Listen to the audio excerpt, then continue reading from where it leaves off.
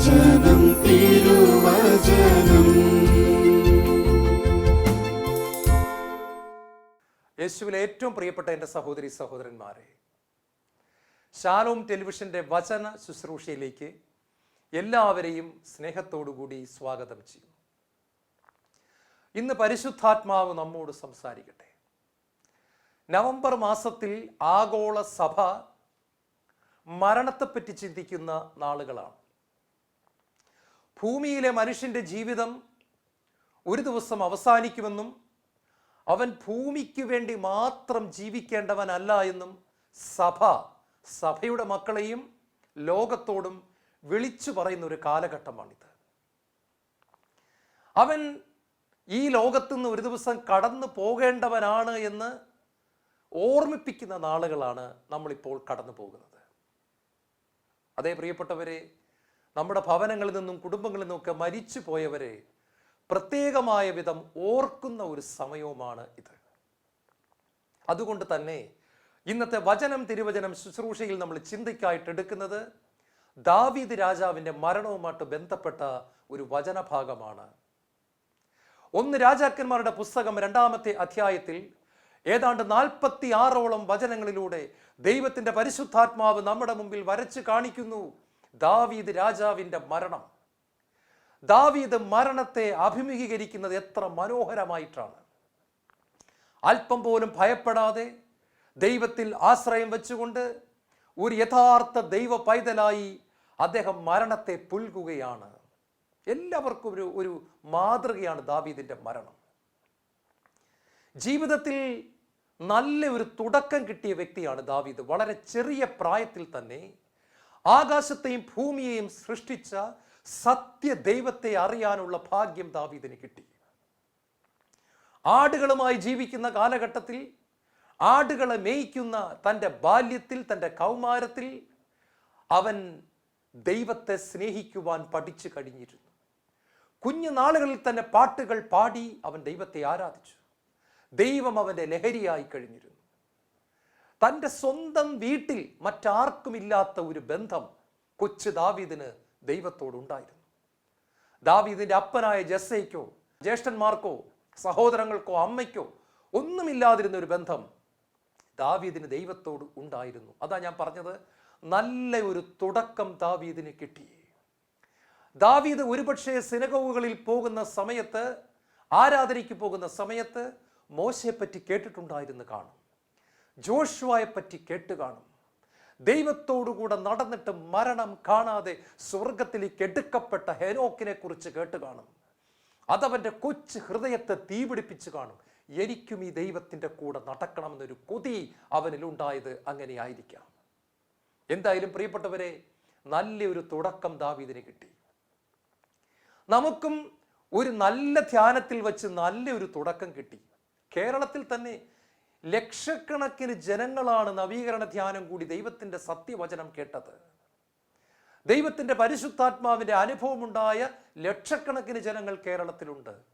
നമുക്കറിയാം, പോട്ട ശുശ്രൂഷകളിലൂടെ കേരളത്തിൽ പരിശുദ്ധാത്മാവ് ആഞ്ഞടിക്കുന്ന 1990-കൾ എൻ്റെ ഓർമ്മയിൽ ഇന്നുമുണ്ട്. ജനങ്ങൾ ഓടുകയാണ് ദൈവത്തെ രുചിച്ചറിയാൻ. മറ്റൊന്നിനും വേണ്ടിയിട്ടല്ല, ഭൗതിക നന്മകൾക്ക് വേണ്ടിയിട്ടല്ല, സ്വർഗസ്ഥനായ പിതാവിൻ്റെ സ്നേഹം വചനത്തിലൂടെയും പരിശുദ്ധാത്മാവിലൂടെയും അനുഭവിച്ചറിയാൻ ജനങ്ങൾ ഓടിക്കൊണ്ടിരുന്ന ഒരു കാലഘട്ടം. അതേ പ്രിയപ്പെട്ടവരെ, ഒരുപാട് പേർക്ക് നല്ല തുടക്കം കിട്ടി. പക്ഷേ പലരും ഇടയ്ക്ക് വെച്ച് വീണുപോയി. അതിൽ ചിലർ എഴുന്നേറ്റ് വീണ്ടും ഓടി. എന്നാൽ ഒരു വലിയ ഭൂരിപക്ഷം അവിടെ തന്നെ കിടന്നുപോയി, വീണിടത്തുനിന്ന് എഴുന്നേറ്റില്ല. ഇത് വലിയ ഒരു ട്രാജഡി ആയിപ്പോയി, വേദനിപ്പിക്കുന്ന ഒരു അനുഭവമായി മാറി. നമ്മുടെ മുൻപിൽ ദൈവം ഇന്ന് വരച്ചു കാണിക്കുന്നത് ദാവീദിനെയാണ്. എന്താണ് ദാവീദിൻ്റെ പ്രത്യേകത? ഞാൻ നേരത്തെ പറഞ്ഞതുപോലെ നല്ല ഒരു തുടക്കം കിട്ടി. ഓടാൻ തുടങ്ങിയ ദാവീദ് ഒരുപാട് നാളുകൾ മനോഹരമായി ഓടിയതിന് ശേഷം തലയും കുത്തി വീഴുന്ന കാഴ്ചയാണ് പിന്നെ നമ്മൾ കാണുന്നത്. വളരെ മ്ലേച്ഛമായ 2 പാപങ്ങളിൽ ദാവീദ് വീഴുകയാണ്. വ്യഭിചാരത്തിലും കൊലപാതകത്തിലും ദാവീദ് പങ്കാളിയാകുന്നു. ദൈവത്തിൻ്റെ ഹൃദയത്തെ ദാവീദ് വല്ലാതെ വേദനിപ്പിക്കുന്നു. ദാവീദിൻ്റെ വീഴ്ച ചെറുതല്ലായിരുന്നു പ്രിയപ്പെട്ടവരെ, അത് വളരെ വലിയ ഒരു പടുകുഴിയിലേക്കുള്ള ഒരു വീഴ്ച തന്നെയായിരുന്നു. പക്ഷേ സന്തോഷത്തിൻ്റെ വാർത്ത എന്താണെന്നറിയാമോ? ദാവീദ് അവിടെ തന്നെ കിടന്നില്ല. ദാവീദ് കരഞ്ഞു, ദാവീദ് നിലവിളിച്ചു, ദാവീദിന്റെ ഹൃദയം പൊട്ടി. ദാവീദ് ദൈവത്തിന്റെ മുഖത്തേക്ക് നോക്കിക്കൊണ്ട്, ദാവീദ് ദൈവത്തിന്റെ കൈക്ക് പിടിച്ചുകൊണ്ട് എഴുന്നേറ്റു. ദാവീദ് വീണ്ടും ഓടി.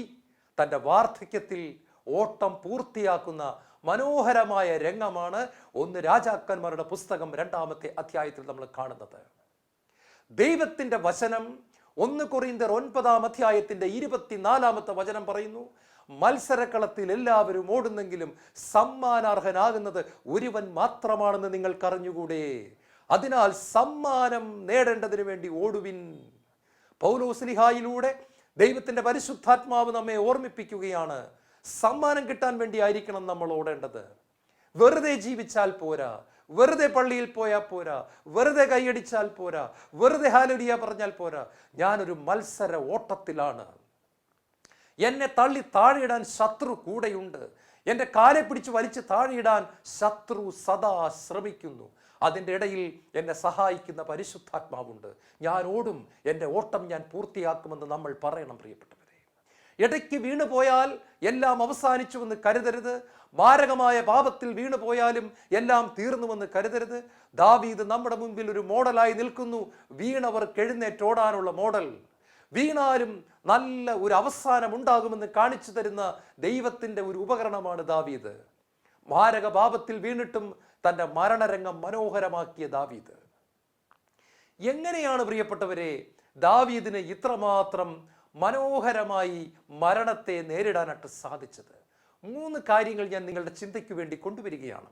ഒന്നാമതായിട്ട്, ഞാനും നിങ്ങളും ദാവീദിന് പഠിക്കേണ്ട ഒരു പാഠം, ദൈവത്തിൻ്റെ കരുണയെ ദാവീദ് സ്വന്തം ജീവിതത്തിൽ അനുഭവിച്ചു എന്നുള്ളതാണ് ഒന്നാമത്തെ കാര്യം.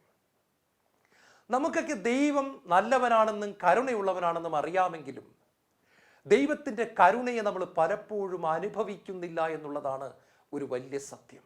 നമ്മൾ ഭയന്നു മാറുന്നു, നമ്മൾ കുറ്റബോധത്തിൽ കഴിയുന്നു, നമ്മൾ നിരാശപ്പെട്ട് പിന്മാറുന്നു. എന്നാൽ ദൈവത്തിൻ്റെ വചനം മിക്ക പ്രവാചകന്റെ പുസ്തകം 7-ാമത്തെ അധ്യായത്തിന്റെ 8-ാമത്തെ തിരുവചനം പറയുന്നു, എൻ്റെ ശത്രുക്കളെ, നിങ്ങൾ എന്നെക്കുറിച്ച് ആഹ്ലാദിക്കേണ്ട, വീണാലും ഞാൻ എഴുന്നേൽക്കും. എൻ്റെ ശത്രുക്കളെ, ഞാൻ താഴെ വീണതിനെ കുറിച്ച് ആരും ചിരിക്കണ്ട, കാരണം വീണാലും ഞാൻ എഴുന്നേൽക്കും. ഞാൻ ഇരുട്ടിലായിരുന്നാലും കർത്താവിൻ്റെ വെളിച്ചമായിരിക്കും. എത്ര മനോഹരമായ ഒരു വചനമാണിത്. ഞാൻ പാപത്തിൻ്റെ ഇരുട്ടിൽ കഴിയുമ്പോഴും എൻ്റെ കർത്താവ് എൻ്റെ വെളിച്ചമായിരിക്കും. ദൈവത്തെ അറിഞ്ഞ ഒരു വ്യക്തിക്ക് മാത്രമേ ഇത് പറയാൻ പറ്റൂ. ഞാൻ ഇരുട്ടിലായിരിക്കുമ്പോഴും എൻ്റെ കർത്താവ് എൻ്റെ വെളിച്ചമായിരിക്കും.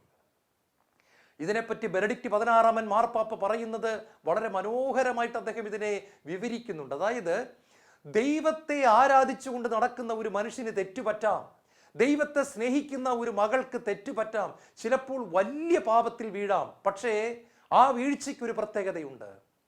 ഒരു നദിയുടെ അടുത്തായി നിൽക്കുന്ന ഒരു മരം, നദിയിലേക്ക് ചാഞ്ഞു നിൽക്കുന്ന ഒരു മരവും നദിയിലേക്ക് ചായാതെ നിൽക്കുന്ന വേറൊരു മരവും. അതാണ് പരിശുദ്ധ പിതാവ് പറയുന്നത്. ഒരു മരം നദിയിലേക്ക് ചരിഞ്ഞു നിൽക്കുകയാണ്, വേറൊരു മരം നദിയിലേക്കല്ല, നദിയുടെ നേരെ എതിർഭാഗത്തേക്കാണ് ചരിഞ്ഞു നിൽക്കുന്നത്. ഈ 2 മരങ്ങളും കാറ്റിൽ വീഴുകയാന്ന് വിചാരിക്കുക. നദിയിലേക്ക് ചരിഞ്ഞു നിൽക്കുന്ന മരം താഴെ വീണു, പക്ഷെ അത് നദിയിലേക്കാണ് വീണത്. നദിയുടെ എതിർഭാഗത്തേക്ക് നിന്ന മരം വീണത് നദിയിലേക്കല്ല, അത് മണ്ണിലേക്കാണ് വീണത്. എന്നിട്ട് ബെനഡിക്റ്റ് മാർപ്പാപ്പ നമ്മളോട് ഇങ്ങനെയാണ് പറയുന്നത്, ദൈവത്തിൻ്റെ കൂടെ നടക്കുന്ന വ്യക്തി, ദൈവത്തെ സ്നേഹിക്കുന്ന മകൻ മകൾ വീണേക്കാം, പക്ഷെ അവൻ വീഴുന്നത് കൃപയിലേക്കാണ്. അവൾ വീഴുന്നത് ദൈവത്തിൻ്റെ മടിത്തട്ടിലേക്കാണ്. പാപത്തിലേക്കാണ് വീഴുന്നതെങ്കിലും യഥാർത്ഥത്തിൽ ആ വ്യക്തി വീഴുന്നത് കൃപയിലേക്ക് തന്നെയാണ്. വെള്ളത്തിലേക്ക് ചാഞ്ഞു നിൽക്കുന്ന മരം വെള്ളത്തിലേക്ക് വന്ന് വീഴുന്നത് പോലെ ഈ വ്യക്തി പാപത്തിലാണ് വീഴുന്നതെങ്കിലും യഥാർത്ഥത്തിൽ വീഴുന്നത് കൃപയുടെ മടിത്തട്ടിലേക്കാണ്, ദൈവത്തിൻ്റെ സ്നേഹത്തിലേക്ക് തന്നെയാണ് വന്ന് വീഴുന്നത്. അതുകൊണ്ട് അവൻ എഴുന്നേൽക്കുക തന്നെ ചെയ്യും. ഹല്ലേലൂയ. അതുകൊണ്ട് അവൾ എഴുന്നേൽക്കും. ഹല്ലേലൂയ. അതുകൊണ്ട് അവൻ തിരിച്ചു വരും. അവൻ എഴുന്നേറ്റ് വീണ്ടും അവൻ്റെ യാത്ര തുടരും. അവൻ മഹത്വത്തെ അനുഭവിക്കുക തന്നെ ചെയ്യും. അതാണ് നമ്മൾ ദാവീദിന്റെ ജീവിതത്തിൽ കാണുന്നത്. ദാവീദ് വീണു, പക്ഷെ വീണത് ദൈവത്തിൻ്റെ കൃപയിലേക്ക് തന്നെയാണ്. പ്രിയപ്പെട്ടവരെ, വ്യക്തമായിട്ട് അവൻ ദൈവത്തിൻ്റെ കരുണയെ അനുഭവിച്ചു എന്നുള്ളതാണ് സത്യം. മിക്ക പ്രവാചകന്റെ പുസ്തകം 7-ാമത്തെ അധ്യായത്തിന്റെ 9-ാമത്തെ തിരുവചനത്തിൽ ഇങ്ങനെയാണ് പറയുന്നത്, ഞാൻ എൻ്റെ ദൈവത്തിനെതിരായി പാപം ചെയ്തു പോയി, എങ്കിലും എൻ്റെ കർത്താവ് എന്നെ വെളിച്ചത്തിലേക്ക് നയിക്കുക തന്നെ ചെയ്യും. എത്ര മനോഹരമായ ഒരു വചനമാണിത്. ഞാൻ എൻ്റെ ദൈവത്തിനെതിരായി പാപം ചെയ്തു പോയി, ശരിയാണ്, എങ്കിലും എൻ്റെ കർത്താവ് എന്നെ വെളിച്ചത്തിലേക്ക് നയിക്കും. ഇരുട്ടിൽ കിടക്കുന്ന എനിക്ക് തനിയെ എഴുന്നേറ്റ് വരുവാനുള്ള ശക്തിയില്ല. ഞാൻ വീണുപോയി, ഞാൻ തകർന്നു പോയി, പക്ഷെ എൻ്റെ കർത്താവ് എന്നെ തള്ളിക്കളയാതെ എന്നെ കൈക്ക് പിടിച്ച് വെളിച്ചത്തിലേക്ക് നയിക്കും. മിക്ക പ്രവാചകന്റെ പുസ്തകം 7-ാമത്തെ അധ്യായത്തിന്റെ 18-ാമത്തെ തിരുവചനം ഇങ്ങനെയാണ് പറയുന്നത്, തൻ്റെ അവകാശത്തിന്റെ അവശിഷ്ട ഭാഗത്ത് അവശേഷിച്ചിരിക്കുന്നവരുടെ അകൃത്യങ്ങൾ ക്ഷമിക്കുകയും അപരാധങ്ങൾ പൊറുക്കുകയും ചെയ്യുന്ന അങ്ങയെപ്പോലെ ഒരു ദൈവം വേറെ ആരുണ്ട്? അവിടുത്തെ കോപം എന്നേക്കും നിലനിൽക്കുന്നില്ല, എന്തെന്നാൽ അവിടുന്ന് കാരുണ്യത്തിൽ ആനന്ദിക്കുന്നു. ദൈവത്തെ പറ്റി പറഞ്ഞിരിക്കുന്ന മനോഹരമായ ഒരു വചനഭാഗമാണിത്. ദൈവത്തിൻ്റെ കരുണയെ നമ്മുടെ മുൻപിൽ വ്യക്തമാക്കുന്ന പരിശുദ്ധാത്മാവ് തരുന്ന ഒരു മനോഹരമായ ഒരു വചനമാണിത്. അവിടുന്ന് കാരുണ്യത്തിൽ ആനന്ദിക്കുന്നു. നമ്മുടെ ദൈവത്തിൻ്റെ സ്വഭാവം ഇവിടെ വരച്ച് കാണിക്കുകയാണ്. കാരുണ്യത്തിൽ ആനന്ദിക്കുന്ന ദൈവം. ഇവിടെ ആൾക്കാർക്ക് ആനന്ദമുണ്ടാകുന്നത് ഒത്തിരി പൈസ കിട്ടുമ്പോഴാണ്, സമ്പത്ത് കിട്ടുമ്പോഴാണ്. എന്നാൽ ദൈവത്തിന് ആനന്ദമുണ്ടാകുന്നത് ദൈവം പാപിയായ ഒരു വ്യക്തിയോട് കരുണ കാണിച്ചു കഴിയുമ്പോഴാണ്. ദൈവം കരുണ കാണിക്കുന്നതിൽ ആനന്ദിക്കുന്നു. വീണ്ടും മിക്ക പ്രവാചകന്റെ പുസ്തകം 7-ാം അധ്യായം 19-ാമത്തെ തിരുവചനത്തിൽ പറയുന്നു, അവിടുന്ന് വീണ്ടും നമ്മോട് കരുണ കാണിക്കും, നമ്മുടെ അകൃത്യങ്ങളെ അവിടുന്ന് ചവിട്ടിമതിക്കും, നമ്മുടെ പാപങ്ങളെ അവിടുന്ന് ആഴിയുടെ അഗാധത്തിലേക്ക് തൂത്തെറിഞ്ഞു കളയും. പ്രിയപ്പെട്ടവരെ, കണ്ണുനീരോടുകൂടി അല്ലാതെ ഈ വചനം ഒറ്റയ്ക്കിരുന്ന് വായിക്കാൻ പറ്റില്ല. അവിടുന്ന് വീണ്ടും നമ്മോട് കാരുണ്യം കാണിക്കും. എന്താണ് ഇതിൻ്റെ അർത്ഥം? നേരത്തെ കാണിച്ചിട്ടുണ്ട്. നേരത്തെ നമ്മൾ പാപം ചെയ്തപ്പോൾ അവിടുന്ന് കരുണ കാണിച്ചിട്ടുണ്ട്. എന്നാൽ വീണ്ടും നമ്മൾ പാപം ചെയ്തിരിക്കുകയാണ്. ഇപ്പോൾ എന്താ ദൈവം ചെയ്യുന്നത്? മിക്ക 7:19 പറയുന്നു, അവിടുന്ന് വീണ്ടും നമ്മോട് കാരുണ്യം കാണിക്കും. നേരത്തെ കാണിച്ചത് പോരാ, നമുക്ക് ഇനിയും കരുണ വേണമെന്ന് അവിടെ നിന്ന് അറിയുന്നു. അതുകൊണ്ട് അവിടെ നിന്ന് മടിച്ചു നിൽക്കുന്നില്ല, വീണ്ടും അവിടെ നിന്ന് കാരുണ്യം കാണിക്കുന്നു. അടുത്ത വചനം ശ്രദ്ധിച്ചേ, നമ്മുടെ അകൃത്യങ്ങളെ അവിടെ നിന്ന് ചവിട്ടി മതിക്കും. നമ്മളെ അല്ല ചവിട്ടുന്നത്, നമ്മെ ചവിട്ടുന്നില്ല ദൈവം, പകരം നമ്മുടെ പാപത്തെ ദൈവം ചവിട്ടി അരയ്ക്കുകയാണ്. മനുഷ്യരെ അല്ല ദൈവം ചവിട്ടുന്നത്, പകരം പാപത്തെ ദൈവം ചവിട്ടി. പ്രിയപ്പെട്ടവരെ, പാപത്തെ ദൈവം ചവിട്ടിയതാണ് കുരിശിൽ നമ്മൾ കാണുന്നത്. പാപത്തെ ചവിട്ടി നിൽക്കുന്ന യേശുവിനെയാണ് ആണികൾ തറയ്ക്കപ്പെട്ടവനായി നമ്മൾ കാണുന്നത്. നമ്മെ ചവിട്ടുന്നവനല്ല ദൈവം, പകരം നമ്മെ കൊണ്ട് പാപം ചെയ്യിക്കുന്ന പാപത്തിന്റെ ശക്തിയെ ചവിട്ടി അരയ്ക്കുന്നവനാണ് ദൈവം. എന്നിട്ട് പറയാണ്, നമ്മുടെ പാപത്തെ അവിടുന്ന് ആഴിയുടെ അഗാധത്തിലേക്ക് തൂത്തെറിഞ്ഞു കളയും. ഈ ഏതാണീ കടൽ, ഏതാണീ ആഴി? ദൈവസ്നേഹത്തിന്റെ കടൽ. ദൈവസ്നേഹത്തിന്റെ കടലിലേക്ക് നമ്മുടെ പാപത്തെ വലിച്ചെറിഞ്ഞിട്ട് പറയാണ്, മോനെ മോളെ, യു ആർ ഫ്രീ, നീ സ്വതന്ത്രനായിരിക്കുന്നു, നീ ഇനി പഴയ പാപങ്ങളെ കുറിച്ച് ചിന്തിക്കണ്ട. യേശയ്യാ പ്രവാചകന്റെ പുസ്തകം 43-ാം അധ്യായത്തിന്റെ 25-ാമത്തെ വാക്യത്തിൽ നമ്മുടെ പൊന്നു പിതാവ് പറയുകയാണ്, എന്നെ പ്രതി നിന്റെ തെറ്റുകൾ തുടച്ചു മാറ്റുന്ന ദൈവം ഞാൻ തന്നെ, നിന്റെ പാപങ്ങൾ ഞാൻ ഒരു കാരണവശാലും ഓർമ്മിക്കുകയില്ല. ഹല്ലേലൂയ! നിന്റെ പാപങ്ങൾ ഞാൻ മറന്നു കളയും, ഞാനത് ഓർക്കത്തില്ല മോനെ. നിന്നോട് ഞാൻ ക്ഷമിച്ച പാപം, നീ ഏറ്റുപറഞ്ഞ പാപമുണ്ടല്ലോ മോളെ, അതെൻ്റെ കണക്ക് പുസ്തകത്തിൽ ഇല്ല, ഞാനത് മറന്നു കളയും. ഈ കാരുണ്യത്തെ ദാവീദ് അനുഭവിച്ചു. ഇന്ന് അനേകർക്ക് 10 വർഷം മുമ്പ് ചെയ്തു പോയ അബോർഷൻ കണ്ണുനീരോടെ ദൈവത്തോട് ഏറ്റുപറഞ്ഞ് മാപ്പ് ചോദിച്ചിട്ടും 10 വർഷം കഴിഞ്ഞിട്ടും അതിൻ്റെ ഭാരവുമായിട്ട് നടക്കുന്നവരെ കണ്ടിട്ടുണ്ട്. കോളേജിൽ പഠിച്ചിരുന്ന കാലത്ത് ഒരു പ്രേമബന്ധത്തിൽ അകപ്പെട്ടു, എന്തൊക്കെയോ തെറ്റ് ചെയ്തു, കണ്ണുനീരോടുകൂടി അതിനെക്കുറിച്ച് ദൈവസന്നിധിയിൽ അനുദപിച്ചു. 25 കൊല്ലം കഴിഞ്ഞിട്ടും വീണ്ടും ഭാരവും കൊണ്ട് നടക്കുകയാണ്. ദൈവം പറയുകയാണ്, പറക്കാൻ പഠിക്കുക, ബി ഫ്രീ. യേശുവിൻ്റെ നാമത്തിൽ സ്വാതന്ത്ര്യം അനുഭവിക്കുക, ചിറകുകൾ കൊണ്ട് പറക്കുക. കൃപയുടെ ചിറക്, കരുണയുടെ ചിറക്, 2 ചിറകുകളെ നീ ഉപയോഗിച്ച് പറക്കുക. ദൈവത്തിൻ്റെ കരുണയും ദൈവത്തിൻ്റെ കൃപയും, ദൈവത്തിൻ്റെ കരുണയും ദൈവത്തിൻ്റെ കൃപയും നമ്മളെ പറക്കുവാൻ സഹായിക്കുന്ന 2 ചിറകുകളാണ്. പ്രിയപ്പെട്ടവരെ, നാം കുറ്റബോധത്തിൽ കൂനിപ്പോകേണ്ടവരല്ല. ദാവീദ് എഴുന്നേറ്റ് വന്നതുപോലെ നമ്മൾ എഴുന്നേറ്റ് വരണം. 2, ദാവീദിനെ പോലെ മരണത്തെ ഭയമില്ലാതെ അഭിമുഖീകരിക്കണമെങ്കിൽ നാം ദൈവത്തിൻ്റെ മക്കളാണെന്നുള്ള ഉറച്ച ബോധ്യം നമ്മുടെ ഹൃദയത്തിൽ ഉണ്ടായിരിക്കണം. ഈ ഒരു ബോധ്യം വേണം. അബ്ബാ പിതാവ് എന്ന് വിളിക്കാൻ പഠിക്കണം. ദൈവം എൻ്റെ അപ്പനാണെന്ന് ചങ്കിൽ കൈവച്ച് പറയാനായിട്ട് പഠിക്കണം. മലാക്കി പ്രവാചകന്റെ പുസ്തകം 2-ാം അധ്യായത്തിന്റെ 10-ാമത്തെ തിരുവചനം ഇങ്ങനെയാണ് പറയുന്നത്: നമുക്കെല്ലാവർക്കും ഒരേ പിതാവല്ലേ ഉള്ളത്, ഒരേ ദൈവം തന്നെയല്ലേ നമ്മെ എല്ലാവരെയും സൃഷ്ടിച്ചത്. കാണുക, ലോകത്തിലെ സകല ജാതി മതസ്ഥരായ മനുഷ്യരെ പറ്റിയും പറഞ്ഞിരിക്കുന്ന വചനമാണിത്. നമുക്കെല്ലാവർക്കും ഒരേ പിതാവല്ലേ ഉള്ളത്. പക്ഷേ എവിടെയാണ് കുഴപ്പം പറ്റിയത്? മനുഷ്യവർഗത്തിന്റെ തുടക്കത്തിൽ തന്നെ മനുഷ്യന് പറ്റിയ തെറ്റിതാണ് അപ്പനെ മറന്നുപോയ മക്കൾ. അപ്പനെ മറന്നുപോയ മക്കൾ, ഇതാണ് മനുഷ്യന് പറ്റിയ തെറ്റ്. അപ്പനെ മറന്നുപോയിട്ട് അന്യനെ കയറി അപ്പ എന്ന് വിളിച്ചു.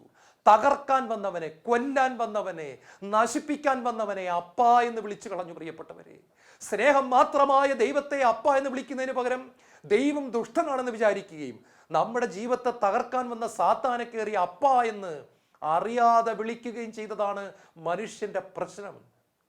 യോഹന്നാന്റെ സുവിശേഷം 8-ാം അധ്യായം 44-ാമത്തെ തിരുവചനത്തിൽ യേശു പറഞ്ഞു, നിങ്ങൾ നിങ്ങളുടെ പിതാവായ പിശാചിൽ നിന്നുള്ളവരാണ് എന്ന് പറഞ്ഞാൽ യേശു സങ്കടത്തോടെ പറയുകയാണ്, നിങ്ങൾ പിശാചിനെ അപ്പ എന്ന് വിളിക്കുന്നവരല്ലേ? നേരിട്ട് വിളിക്കുന്നില്ലായിരിക്കാം, പക്ഷെ നിങ്ങൾ ഇൻഡയറക്റ്റ് ആയിട്ട് വിളിക്കുന്നുണ്ട്. പിശാചിനെ അപ്പ അപ്പ എന്ന് വിളിക്കുന്നു. അതുകൊണ്ട് സ്വർഗത്തിലെ പിതാവിനെ നിങ്ങൾ അപ്പ എന്ന് വിളിക്കാൻ പഠിക്കണം. പഴയ നിയമത്തിൽ തന്നെ ദൈവം ഇത് ആവർത്തിച്ച് പറയുന്നുണ്ട്. ജെറമിയ പ്രവാചകന്റെ പുസ്തകം 3-ാം അധ്യായം 19-ാം തിരുവചനത്തിൽ ദൈവം ഇങ്ങനെയാണ് പറയുന്നത്: എൻ്റെ മക്കളുടെ കൂടെ നിന്നെ പാർപ്പിക്കാനും ഏറ്റവും ചേതോഹരമായ അവകാശം നിനക്ക് തരാനും ഞാൻ എത്രയേറെ ആഗ്രഹിച്ചു. എൻ്റെ പിതാവേ എന്ന് നീ എന്നെ വിളിക്കുമെന്നും എൻ്റെ മാർഗം നീ ഉപേക്ഷിക്കുകയില്ല എന്നും ഞാൻ പ്രതീക്ഷിച്ചു. പ്രിയപ്പെട്ടവരെ, യേശുവിനും വളരെ വർഷങ്ങൾക്ക് മുൻപ് തന്നെ താൻ സ്നേഹമുള്ള പിതാവാണെന്ന് ദൈവം ജെറമിയായിലൂടെ പറയുന്നുണ്ട്. നമ്മളത് വായിക്കാഞ്ഞിട്ടാണ്. യേശു അല്ല ആദ്യമായിട്ട് ഇത് പറയുന്നത്. ദൈവം ജെറമിയായിലൂടെ തന്നെ പറയുന്നുണ്ട്, ഞാൻ നിങ്ങളുടെ അപ്പനാണ്, ഞാൻ നിങ്ങളുടെ അപ്പനാണ്. പക്ഷെ മനുഷ്യർക്ക് മനസ്സിലായില്ല. അതുകൊണ്ട് യേശു വന്നിട്ട് വ്യക്തമായിട്ട് പഠിപ്പിച്ചു, അബ്ബാ അബ്ബാ അബ്ബാ എന്ന് വിളിക്കണം. ഇസ്രായേലിലെ കൊച്ചു കുഞ്ഞുങ്ങൾ സംസാരിക്കാൻ തുടങ്ങുന്ന സമയത്ത് കൊഞ്ചി കൊഞ്ചി കൊഞ്ചി കൊഞ്ചി അപ്പനെ വിളിക്കുന്ന പേരാണ് അബ്ബ അബ്ബ അബ്ബ. അവരുടെ ചുണ്ടുകളും നാവുകളും ചലിക്കാൻ തുടങ്ങുന്ന സമയത്ത് സ്നേഹമുള്ള അപ്പന്റെ തോളിൽ കയറിയിരുന്നിട്ട് മുഖത്തേക്ക് നോക്കിക്കൊണ്ട് കൊഞ്ചി കൊഞ്ചി കുഞ്ഞുങ്ങൾ വിളിക്കുന്ന അബ്ബ അബ്ബ അബ്ബ എന്നുള്ള പേര് സർവശക്തനായ ദൈവത്തെ വിളിക്കുവാൻ യേശു പറഞ്ഞു. പ്രിയപ്പെട്ടവരെ, സാത്താനെ അപ്പ എന്ന് വിളിക്കുന്ന മനുഷ്യന് എങ്ങനെയാണ് ഇനി ദൈവത്തെ അപ്പ എന്ന് വിളിക്കാൻ പറ്റുന്നത്? യേശു ക്രിസ്തുവിനെ സ്വന്തമാക്കുന്നതിലൂടെയാണത്. യോഹന്നാന്റെ സുവിശേഷം 1-ാം അധ്യായം 12-ാമത്തെ തിരുവചനം ഇങ്ങനെയാണ് പറയുന്നത്: തന്നെ സ്വീകരിച്ചവർക്കെല്ലാം, തന്റെ നാമത്തിൽ വിശ്വസിച്ചവർക്കെല്ലാം ദൈവമക്കളാകാൻ അവൻ കഴിവ് നൽകി. യേശു ക്രിസ്തു എൻ്റെ പാപ പരിഹാര ബലിയാണ് എന്ന് പറയുന്ന ഒരു മനുഷ്യൻ ദൈവത്തിന്റെ മകനാകുന്നു, മകളായി തീരുന്നു. റോമാക്കാർക്കെഴുതിയ ലേഖനം 8-ാം അധ്യായം 17-ാം തിരുവചനം ഇങ്ങനെയാണ് പറയുന്നത്: മക്കളെങ്കിൽ നിങ്ങൾ അവകാശികളാണ്, ദൈവത്തിന്റെ അവകാശികളും ക്രിസ്തുവിന്റെ കൂട്ടവകാശികളും. ഹല്ലേലൂയ! യേശു ക്രിസ്തുവിലൂടെ ദൈവത്തിന്റെ മകനും മകളുമായി തീർന്ന ദൈവ പൈതലേ, നിനക്ക് ദൈവത്തിനുള്ളത് മുഴുവൻ അവകാശമായി ദൈവം തരികയാണ്. എന്താണ് അതിൽ ഒരു അവകാശം? ലൂക്കാ സുവിശേഷം 10:20 പറയുന്നു, സ്വർഗത്തിൽ നിങ്ങളുടെ പേരുകൾ എഴുതപ്പെട്ടിരിക്കുന്നു, അതിനാൽ സന്തോഷിക്കുവിൻ. കണ്ടോ, മരണത്തെ പേടിക്കരുതെന്നാണ് പറയുന്നത്. സ്വർഗത്തിൽ നിങ്ങളുടെ പേരുകൾ എഴുതപ്പെട്ടിരിക്കുന്നു, അതിനാൽ സന്തോഷിക്കുവിൻ. ഇത് മക്കൾക്കുള്ള അനേക അവകാശങ്ങളിൽ ഒന്നാണ്. നിങ്ങൾക്കറിയാമോ, സ്റ്റെഫാനോസ് മരിക്കുന്ന സമയത്ത് നരകമല്ല കണ്ടത്, തീയല്ല കണ്ടത്, പിശാചിനെ അല്ല കണ്ടത്, അവൻ കണ്ടത് സ്വർഗമാണ്. കല്ലുകൾ ഓരോന്നായി വന്ന് പതിക്കുമ്പോൾ അതിൻ്റെ വേദന പോലും ശരിക്ക് അവൻ ചിന്തിക്കുന്നതിന് മുൻപേ അവൻ ഒരു കാഴ്ച കണ്ടു. സ്വർഗം അവൻ്റെ മുമ്പിൽ തുറക്കപ്പെട്ടു. മകന്റെ അവകാശം എന്താണെന്ന് അവൻ കണ്ടു. യേശു പിതാവിന്റെ വലതുവശത്ത് എഴുന്നേറ്റ് നിൽക്കുന്നു.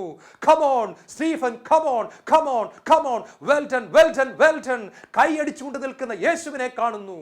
ഓട്ടം പൂർത്തിയാക്കി മരണത്തെ നേരിടുന്ന സ്റ്റെഫാനോസിനെ സ്വീകരിക്കാൻ സ്വർഗവും മാലാഖമാരും തയ്യാറെടുത്ത് നിൽക്കുന്ന മനോഹരമായ രംഗം നമ്മൾ കാണുകയാണ്. Come on Stephen, come on come on come on.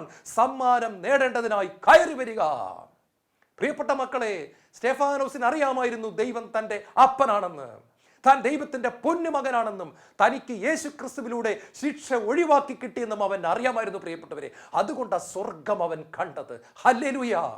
മരണസമയത്ത് ഇതുപോലെ സ്വർഗം കാണാനുള്ള ഭാഗ്യമാണ് ദൈവം എനിക്കും നിങ്ങൾക്കും തരുന്നത്, പരിശുദ്ധാത്മാവ് തരുന്നത്.